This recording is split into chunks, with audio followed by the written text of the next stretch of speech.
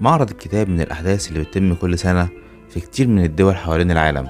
ولكن إقامته خلال شهر رمضان شيء ما بيحصلش غير في بنجلاديش، ودوت بسبب إقبال أغلب البنجال على شراء الكتب الدينية خلال شهر رمضان. وبيكون مكان إقامة المعرض هو ساحة مسجد بيت المكرم، اللي بيعتبر تحفة معمارية من الداخل والخارج، وبيعتبر واحد من أكبر 10 مساجد حوالين العالم، ودوت لقدرته على استيعاب 130 ألف مصلي.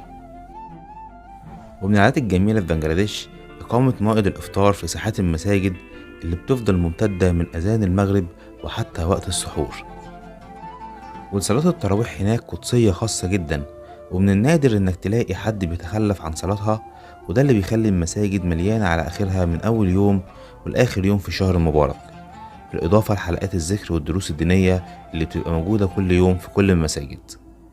ومع إن الإسلام هناك نسبته أكتر من 92%